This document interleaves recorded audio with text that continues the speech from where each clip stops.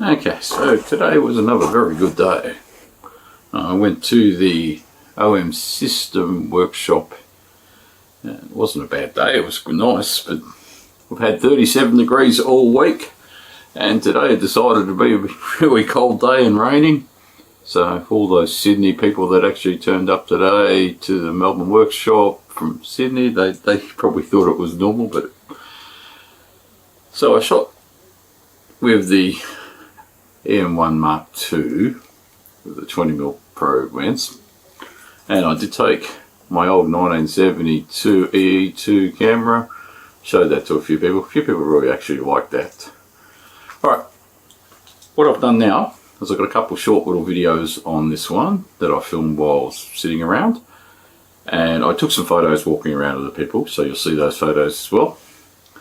And at the end of those little short videos, there's about a 30 or 40 minute workshop video. You'll see the actual macro video, so that if you want macro, that's right at the end of this video. Anyway, thank you to everybody I met today. It was a nice day out today. Have fun, stay safe, and once again, sorry about Melbourne's weather, but that's what Melbourne's like.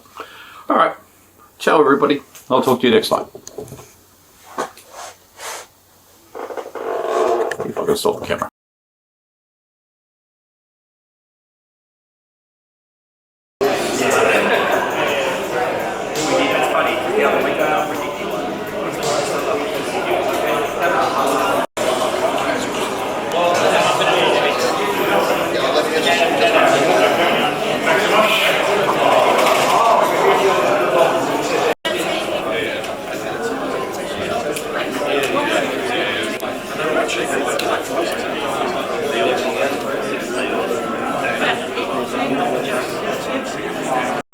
Specialist for System here in Australia and New Zealand.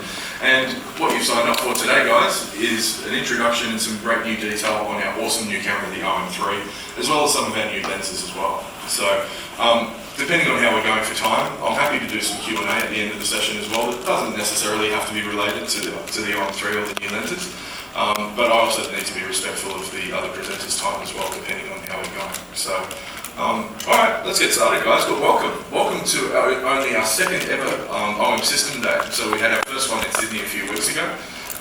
It was a roaring success. We had a great number of people from our that were interested in what we do. So that's what today is all about, folks. Please come and talk to us, get engaged, get hands-on with the product, as well as talk to some of our brand ambassadors as well that are doing the talks later on today.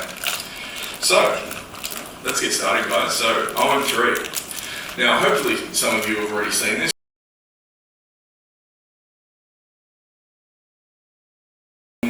One of our ambassadors for 10 years now. I think we celebrated 10 years this year, so big part of the OM family. She's very dear to us, and we've worked on some big projects and campaigns with her over the year, local and global as well. For those that don't know, she's a very inspiring storyteller and photographer, has worked with the likes of Time Magazine, Greenpeace, Nat Geo, list goes on, won a lot of awards and accolades, but beyond that she's an amazing human being and beautiful person, which I'm sure you'll all agree once you see her presentation and have a chat with her afterwards. So with that end today, I want to welcome Michaela Scopino.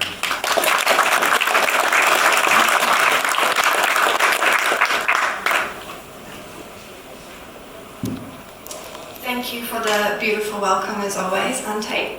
And thank you so much for coming, everyone. I know it's a little bit rainy, but I think we've had a good 2-week run of good Melbourne weather, so we can enjoy this inside.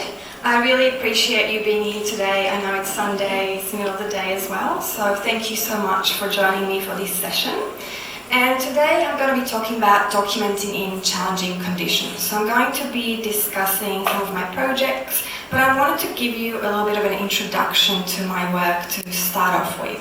And I wanted to show you a video that me and Mike had worked on just before I moved to Melbourne.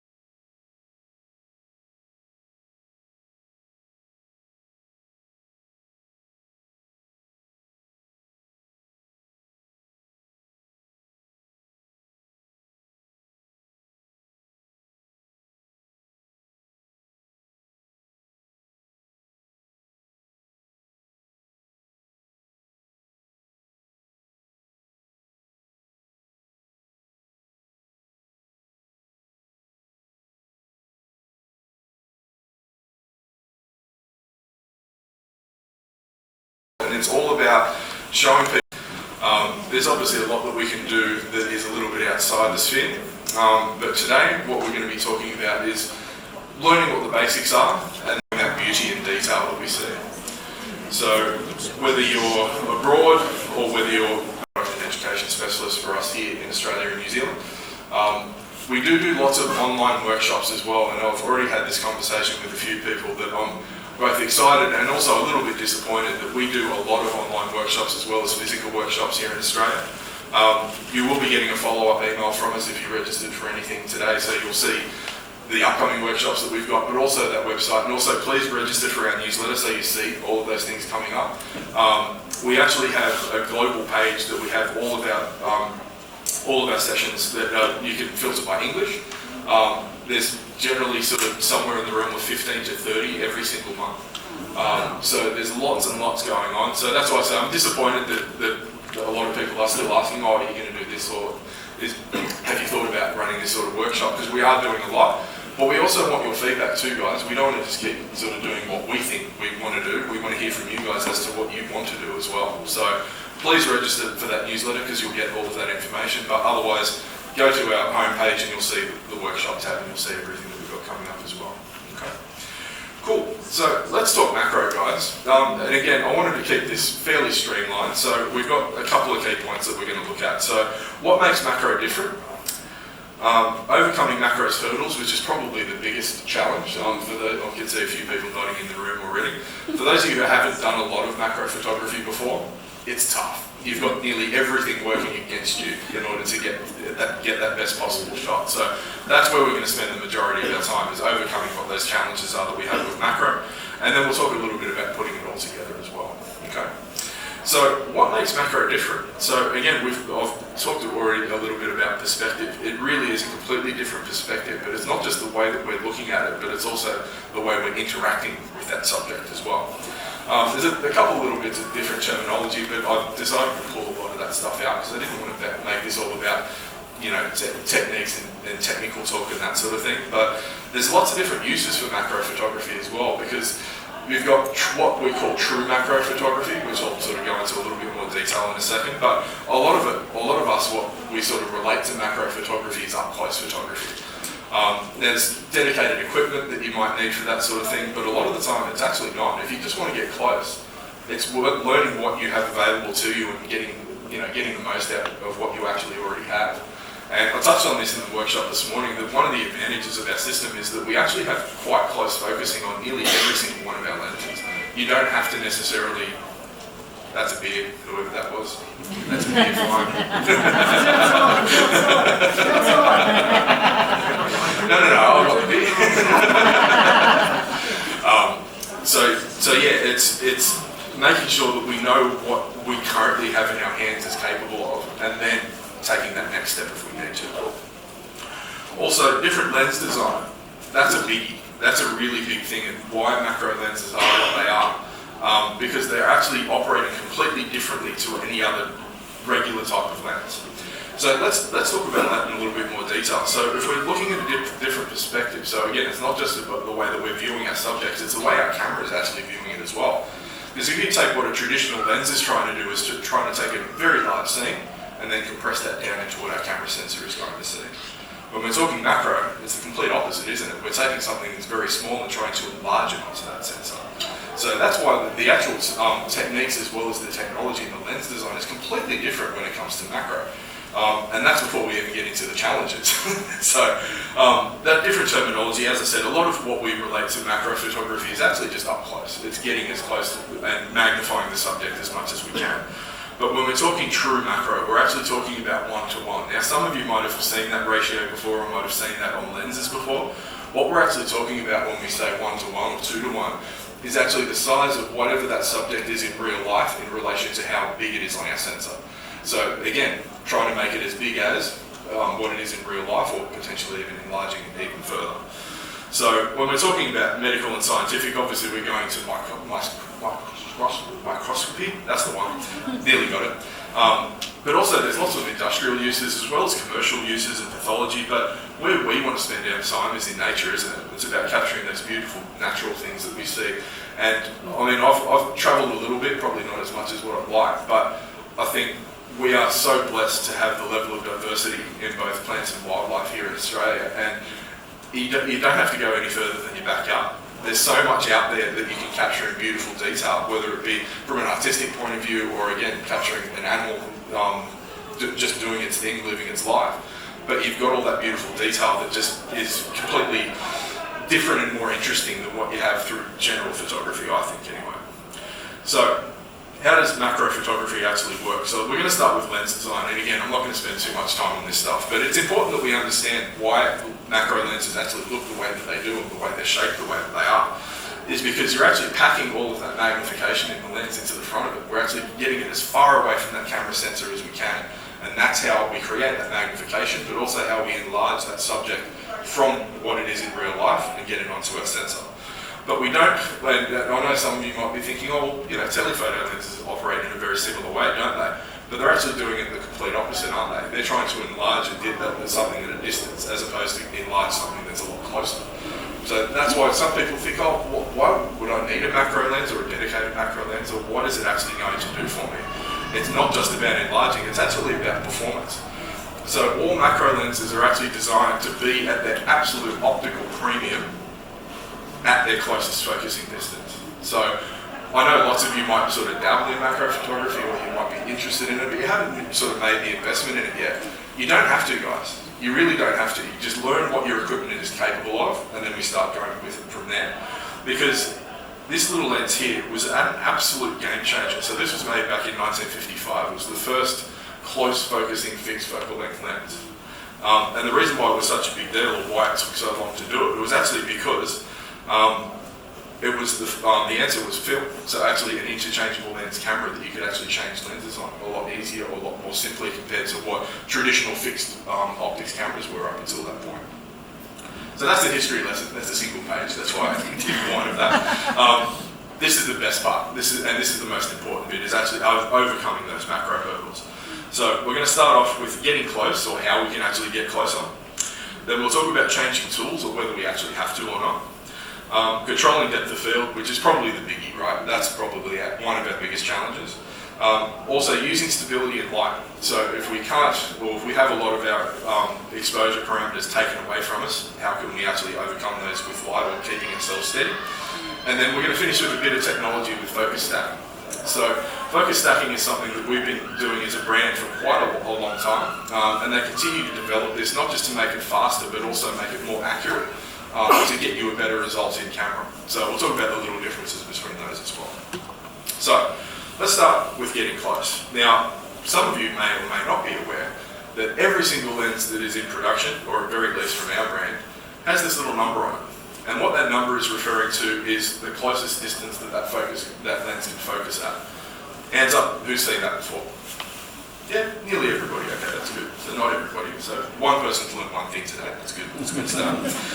But what you might not know is that measurement is actually not taken from the front of the lens.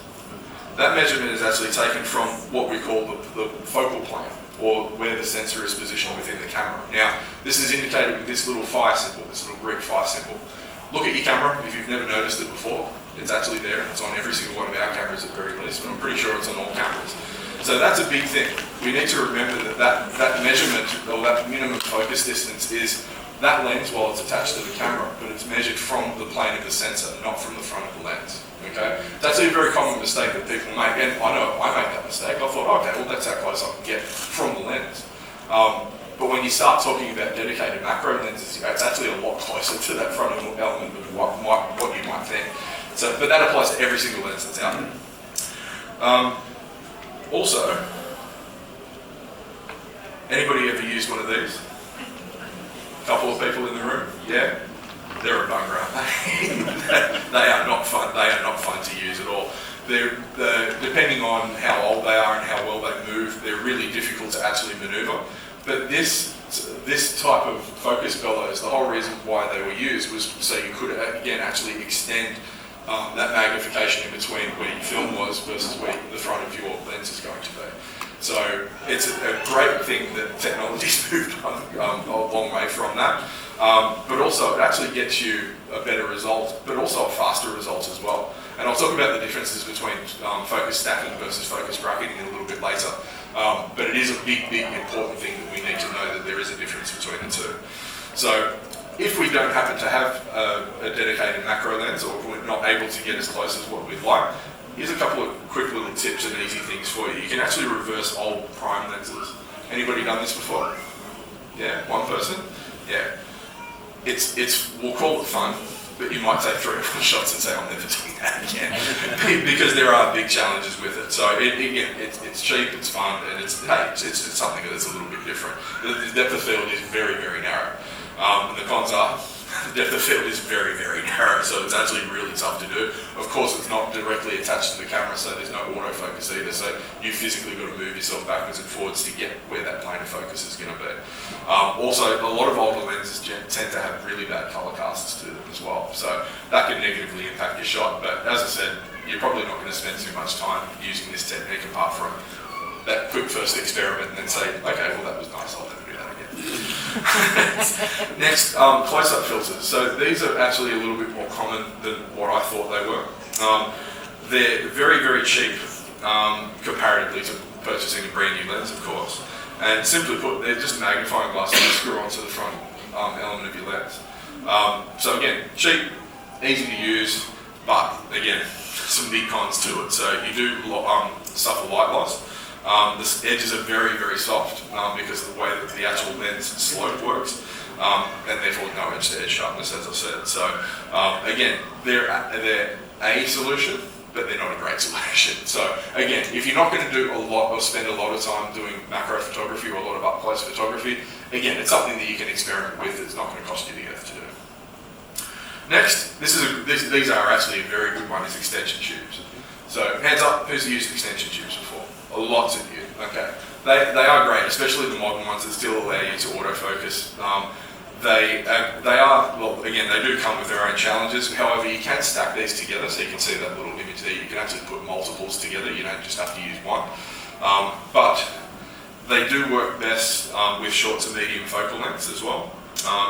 But they are less effective with telephoto lenses. Obviously, a lot cheaper than a macro lens. But they can be stacked, as I said, but complicated operation, especially if they don't have autofocus, and also autofocus speed is incredibly changed compared to what you would have with a dedicated lens. And because they're effective aperture changes, you do suffer from a lot of light loss. So again, think about you changing that distance to where the camera sensor is going to be, so you're going to suffer even more light loss because of that. But let's talk about light loss a little bit as well, because again, you might think, oh, I'm capturing the same amount of light at the same shutter speed, but it just doesn't seem like I'm getting I suppose, the same exposure that I might expect based on the amount of ambient light that you have. And that's actually, you've noticed correctly.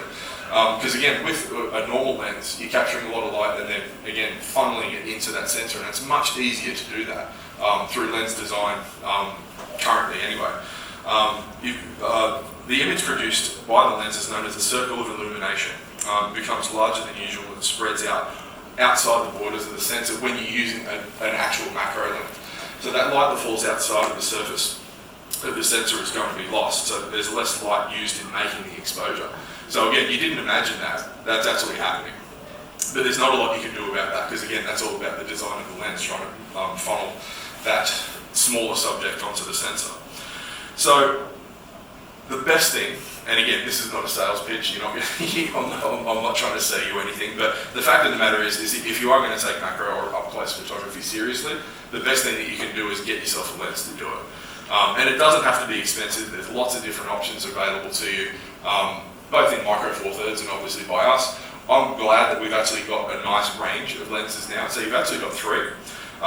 They're going to give you that 1-to-1 or even 2-to-1 reproduction at that minimum focus distance, so the closest that they can focus. And they're designed to give their best optical performance at their minimum focus distance. As I said, they perform best at what they're supposed to be doing. But they're actually great portrait lenses a lot of the time as well. So depending on the focal length, obviously there's other contributing factors. The longer focal lengths will help you defocus your background, etc., as well as compress your subject. But really, the only cons to them are probably price, isn't it? It's just another lens that we've got to invest in. So the one tip that I will say is, guys, if you are going to take your macro photography seriously, make the investment. You really won't regret that. However, it's only something you're going to dabble in every now and again. Most of you will probably have a 12-40 f2.8. Yeah, quite a few of you, I would say. That is one of the best up-close lenses that you can get, and it's already part of your kit. So again, it's just learning what that equipment can and can't do for you. So for those of you who haven't seen these before, so the smallest and least expensive in the range is our 30mm. This is a brilliant little lens. It's fast to focus. It actually lets you get really good magnification. And it's only 128 grams, so it doesn't take up a lot of space within your kit. So that's something that's really cool if you just want to get started. The staple, the 60mm. A lot of you are nodding at me, yet we've already got the 60mm. We know how good that lens is. I was actually really interested to see when we knew they were going to do a pro macro lens, just how much better they were going to try to make it than this, because the 60 is such a good lens. It is so sharp, it's great for close focusing. Probably, in my opinion, its only caveat is that you've got to hold the switch on the side in order to get to that one-to-one reproduction, which means you've got to physically move the camera backwards and forwards to focus. But apart from that, again, it's a hell of a lens, and it's not overly expensive either, but if you're going to get serious, you're never going to get more serious than the 90mm. So if you haven't tried this lens, guys, please do, because it keeps me in a job. if you do actually buy something. But it is amazingly good. But again, this is something if you're really taking your macro photography seriously. Not only is it optically beautiful, it's got a stabilizer in the lens that talks to the body, so you can actually do more by hand, so you can just shoot at slower shutter speeds. But it's also, I'm pretty sure, it's still the only macro lens in the world that you can use the teleconverters with. So you can actually take that equivalent 180mm focal length, which is what our crop factor would be, and actually double that again if you use the 2x teleconverter. So it's crazy the stuff that you can do with this. So we've got a couple of these set up in there. So again, if you're interested, go and check them out because they are amazingly good. What's that word? Ooh, I should know that, shouldn't I? Yeah. About two. About two, there or thereabouts, yeah. We don't currently do it in a package with the teleconverters, but obviously you can get those separately. Or if you've already got one, because you've got one with your 300mm or your 40 to 150, same teleconverter, no difference. So you're doing promotions today? What time? We have considered, if people are really, really nice to us this weekend, that we might put something together for you as part of your registration. So stay tuned. That's a yes, by the way. Okay, cool. So let's quickly touch on focal length and macro. So a consideration when you're buying a macro lens is the focal length, because as I just showed you, there's three different focal lengths there. So what are they actually going to give you, one versus the other, or why should I go for one versus the other? Because if you're photographing insects or wildlife, a longer focal length is actually great because you don't have to be as close to get that same level of magnification, especially with that 90 with that teleconverter on there. It's crazy the actual magnification that you get, and you're probably still, roughly 30 centimeters away from the front element of your lens, not from your center. But also, it does help you avoid getting stung if you're not sort of right on top of things. Generally, most things that will sting you probably won't sit still for that long anyway, but it is still something nice to know that you don't have to be right on top of it. And also, we don't want to be impeding what something's doing in nature either. It's just living its life. We don't need to do horrible things like put insects in freezers and that sort of thing. Have you heard about that? I only heard about that the other day. I was very, very upset to hear that people actually did that sort of thing. So don't do that, please. But also, if you want a wider focal length, it works exactly the same way as if we're capturing a portrait of somebody. So a wider angle is going to, I keep stepping too far away from this, sorry. I talk with my hands, I'm married in Italian, it's not my fault. It's like if you're shooting a portrait of somebody, if we want to show context or where they are, or again, give them some directional background, you want to shoot slightly wider so you can actually see those things on either side of the subject. Whereas if we want to crop right in and really centre and focus on that detail of the subject, then we want to fill the frame with that subject. So these are little things that you might think about if you are going to look at a dedicated macro lens, because there are some choices and variety there. Also, the longer focal lengths will enable you to take better control of your background. And what we mean by that is, again, exactly the same if we're shooting a portrait of somebody. the better the defocused area in the background, the less distraction and the more focus is on that subject. But you also do still get that compression. So if you've heard of that phrase compression when we're shooting people's faces, we don't shoot them with wide angle lenses because we make their faces look bigger than what they are, and nobody needs that. Me especially. So again, it's another consideration that you might have. But also check your tele lenses. Check the lenses that are already in your kit to see what you can do with them, because I think you'll be genuinely surprised about the results that you can get. And again, a staple lens, something that I know a lot of people use, is that 40 to 150 f2.8. That's the level of magnification that you can get with that lens. And that's without the teleconverter. So again, we'd love you to buy stuff, keeps us in the job, but you don't necessarily have to, especially if you're not going to be doing it all the time. Okay, so next, controlling depth of field. The toughest one.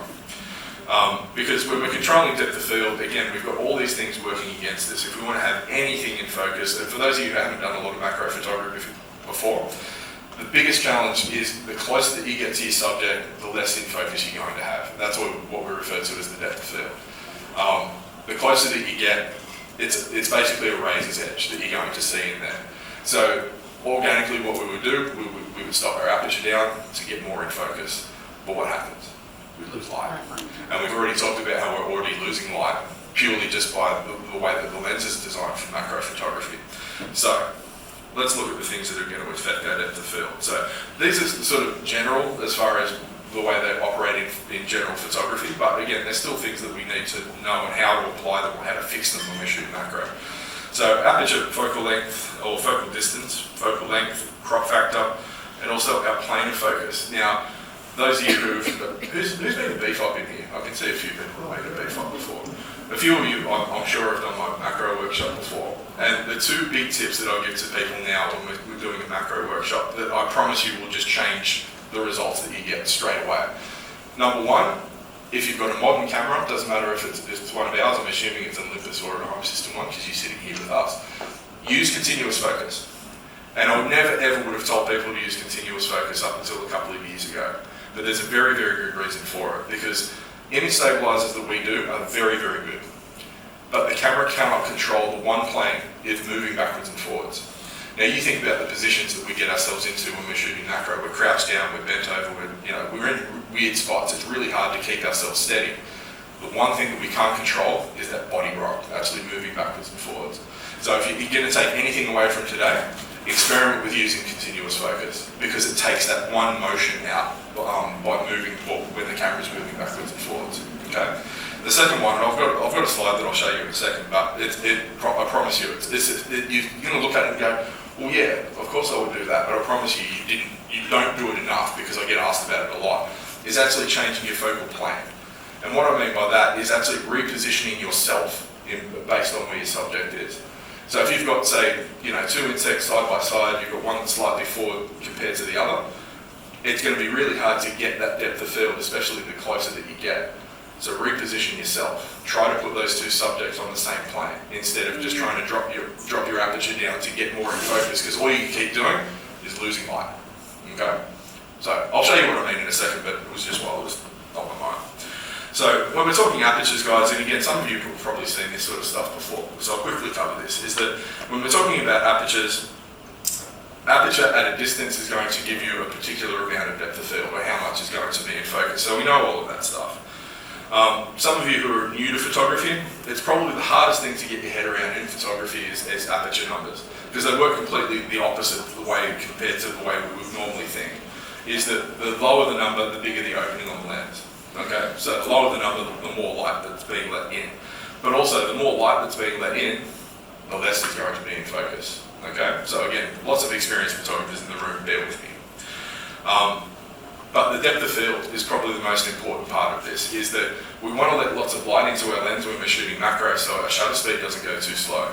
But by doing that, again, we're narrowing that depth of field, we're having less in focus. So that's the challenge. That's one of the biggest challenges, if not the biggest challenge, when we are shooting macro photography.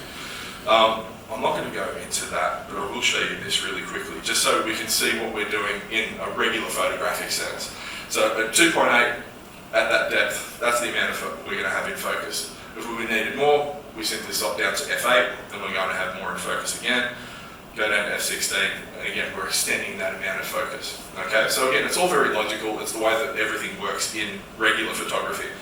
But we just can't do that when we're shooting macro, unless we're introducing light, which we'll talk about in a second. But also, as we close down the aperture, we see the bokeh. That's how I've apparently been told to pronounce it. There's lots of different variations on the thing. Or that blurring of your background is going to come into focus. And again, that's all changed by our aperture. So again, all the things that we do in our regular photography, we can do. But when it comes to macro, a lot of this stuff gets taken away from us. Especially when we're talking about focal distance, so how close we are actually to the subject. So again, we're shooting macro, we're going to be super close. The other thing is focal length, and that is something that if you're not going to use a macro lens that you do need to be considerate of, is that if you're using a 40 to 150 for an example, that's quite a long focal length. So if you're zooming all the way into 150 mil, which is actually equivalent to 300 mil, it's still going to give you a very narrow depth of field. Okay. Now, you're not going to have as much light loss because we're going to be able to work away from our subject. Because that's the other thing that I don't think people appreciate is that the closer that you get, you are actually blocking light out from your subject as well. So that when we're talking about light directions and stuff in a second, please make sure that you remember that as well. But this is what I was talking about with altering the plane of focus. So if we've got two subjects or we've got more than part of that subject that we want to be in focus, literally all you need to do is reposition yourself. So that way we put everything that we want to be in focus all on the same plane, instead of, again, trying to stop our aperture down and losing light and doing all of that stuff. It's such a simple little thing, but I promise you it'll make a big difference. Okay, so that's a bit on depth of field, and next we're going to talk about stability and light, because introducing light has never been simpler, folks. You don't need to use a flash. I know lots of people are a little bit nervous about using a flash, especially when it comes to macro photography. It is not as difficult as what you might think it is. But if you are scared about using flash, or you don't have a flash, or you would never use a flash for anything else, invest in a little LED panel. It doesn't have to be huge, it doesn't have to be expensive, but the best thing about that is that you can see exactly what you're doing in real time. So where you position the light, the intensity of it, are you getting the shutter speed that you need? It's such a simple little thing that you can do that I promise you again will take your macro shots to another level. Because again, we stop that aperture down, we're losing light. So if we lose light by closing our aperture down to get more depth of field, then we are going to need to drop our shutter speed down. But if we drop our shutter speed down, in order to get the shutter speed we need, so either to capture the subject movement or to make sure that our hands aren't shaking, then we're going to need to bump the ISO up. Now, that's the last step. Now, there's lots of different theories on the way that you control your 3 exposure parameters. My thinking is this. Get the depth of field that you need first, so aperture first, shutter speed second. Can I get the shutter speed that I need based on the exposure? No, up the ISO to get the shutter speed I need. So again, there's lots of different theories. There's no right or wrong, folks. That's just my opinion on it. But when it comes to macro photography, again, I think that's the best way of thinking, because you don't want to be introducing any more noise into your shot than what you need to. But getting the shot with a little bit of grain in it is better than not getting the shot. Okay, so we can still make those steps. Also, again, I'm assuming everybody's an OM shooter. If you haven't downloaded our Workspace program, it's a free software. It costs you absolutely nothing, and the AI noise reduction component to it is amazing. It is so good, and it covers models back to as far as the EM1 MKII, I think it is, off the top of my head. So it's not just the current cameras; it's some of the previous generation ones as well. Don't be scared of noise, guys. I know a lot of you will have shot film before. Adding a little bit of film grain is actually a very modern thing that a lot of the kids are doing. That's actually why all of a sudden lots of young folks are shooting film, and they don't care about grain. They just care about the look and feel of the shot that they've got. If anything, they love the texture that it gives them. So, but of course, if we want something super clean, there's nothing wrong with processing your images after and getting some of that noise out if you need to. Aaron, Cool. does that We're exposing to the right of the histogram. Our strength in our raw files has always been in highlight retention. You can overexpose our raw files by 3 stops easy and recover all of that detail, no problem. I think our friends that shoot with a particular yellow brand probably struggle with that the most, and that's not a disrespect to Nikon. If anything, it's more speaking of their strengths, is that their strength in their raw files is underexposure. You can underexpose a Nikon file by 3 stops and recover all of that.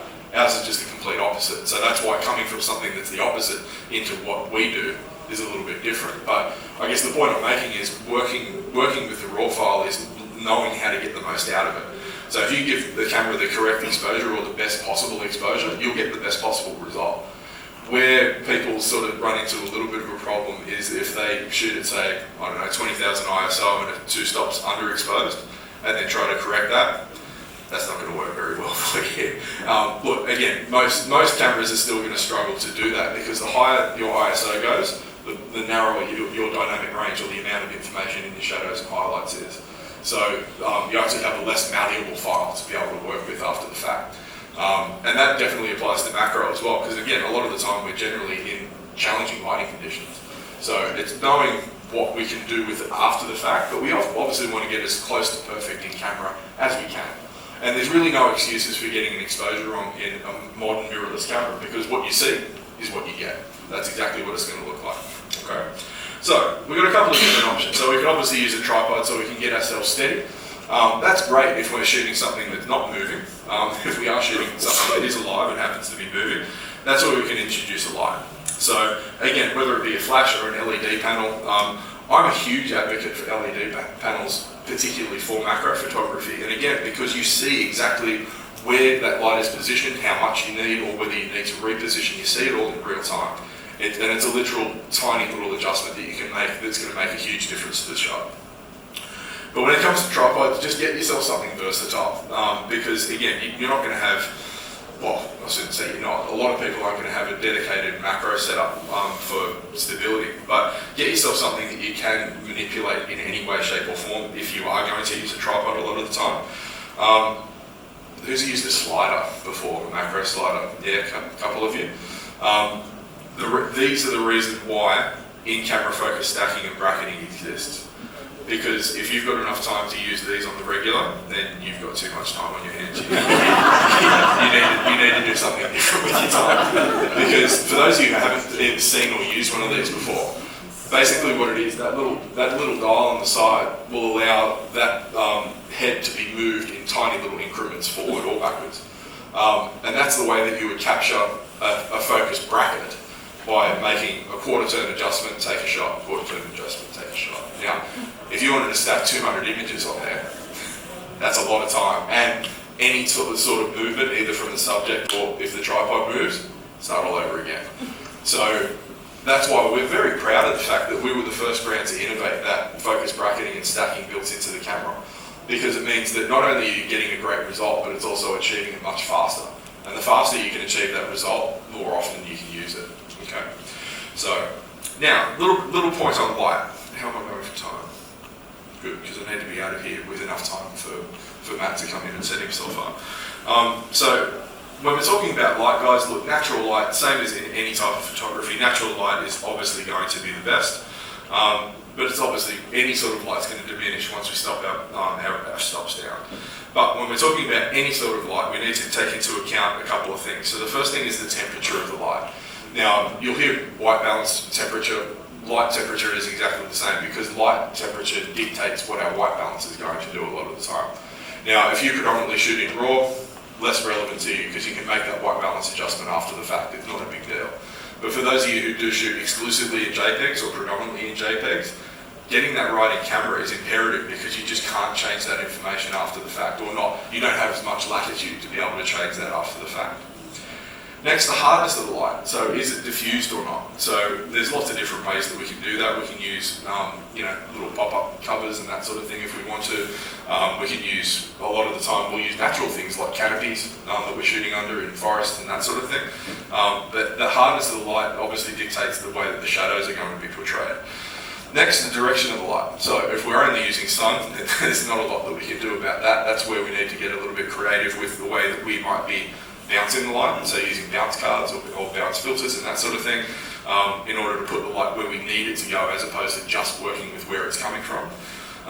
And also the intensity of the light. So how strong is that light actually going onto our subject as well? So once you start thinking about all of these things, and again, you can apply this to any style of photography, it's not just for macro, but it's incredibly important to macro because we need to get as much light into and on the subject as we can. So as I said, constant LED lights, again, this is just the best photo that I could find. I would never use this on camera, by the way, so just so you know.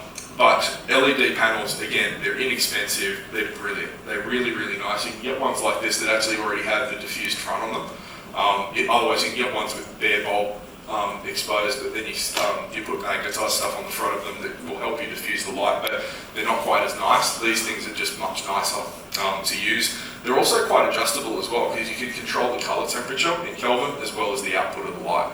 So much easier to use than flash if you're not confident with flash. On camera flashes, you can use very, very simple things like this that just you can make out of card and I was going to say pantyhose, but that's probably not the right word to use, is it?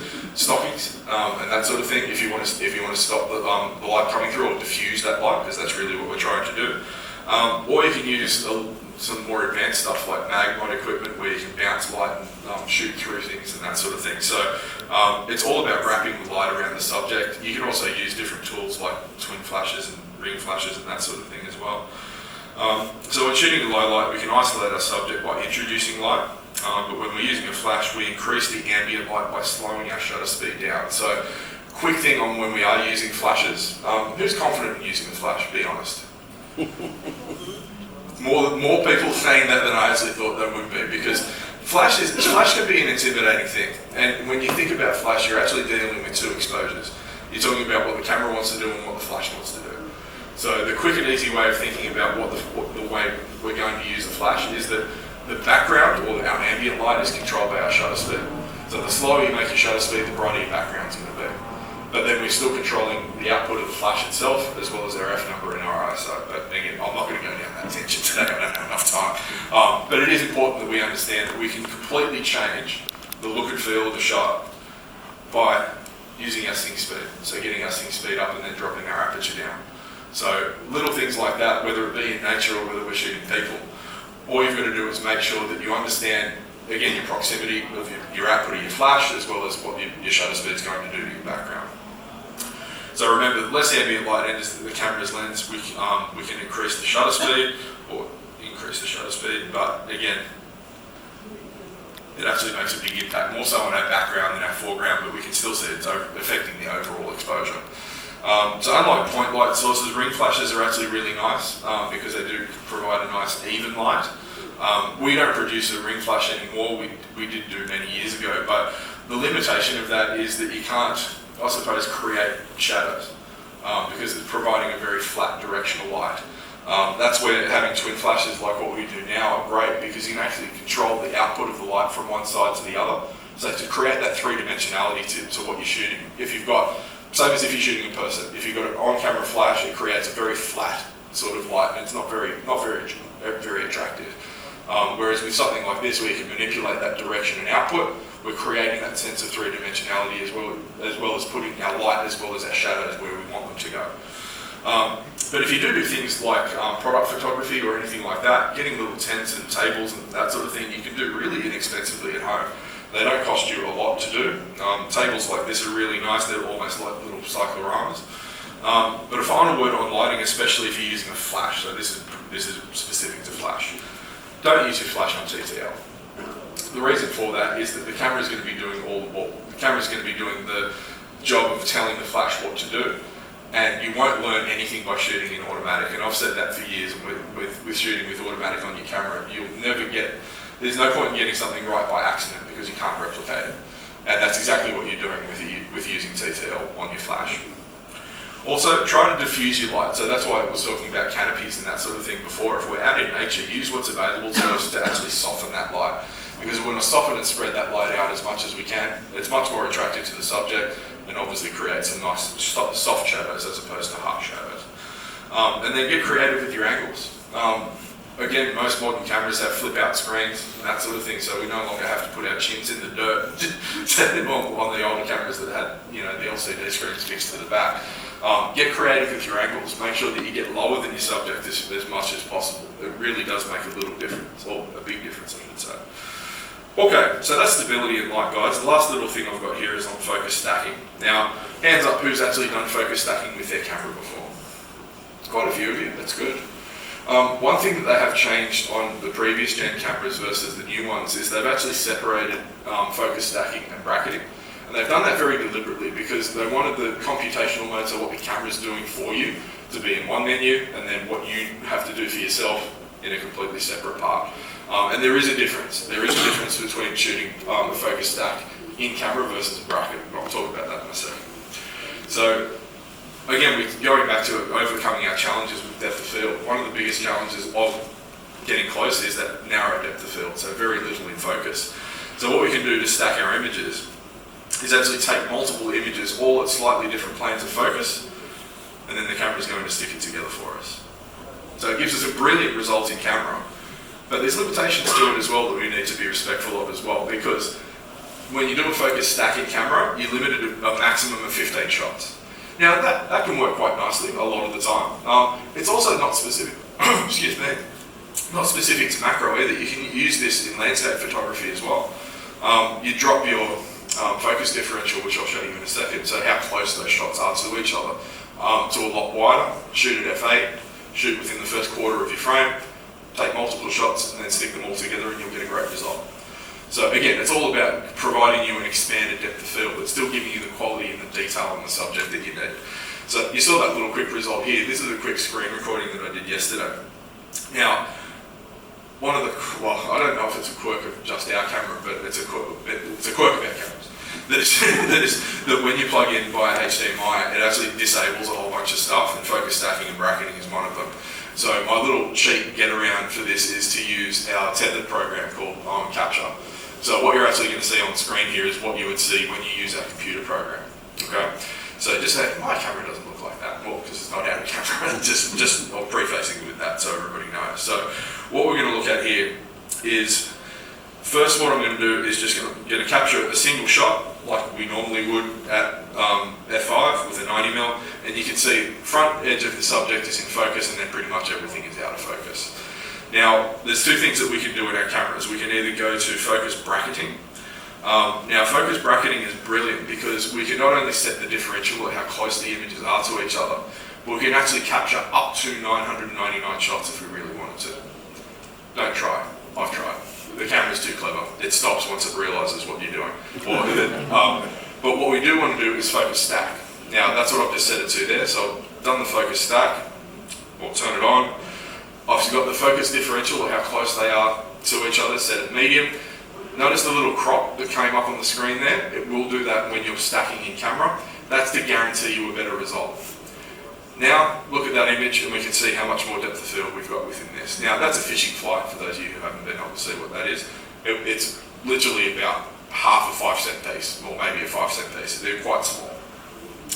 But if I'm not getting the depth of field that I need, I can actually go in and change that differential or spread out the distance in between each of the individual shots and go through the same process again. Do it again, it shows me the shot that it's stacked together, and you can see that it's got even even more depth of field within the shot. Click that one there we go. And you can see all the way back to the tail, all the way at the back is now completely covered.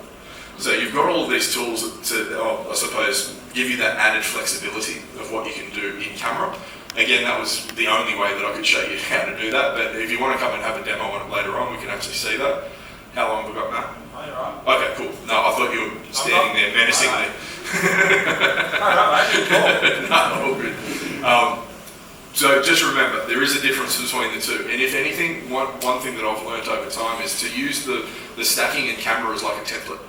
So I go, I know I've got 15 shots. I'll take the subject, I'll start capturing the subject that I want to capture, and say, okay, at 15 shots at sort of a medium differential, I've covered maybe half of the subject. Okay, cool.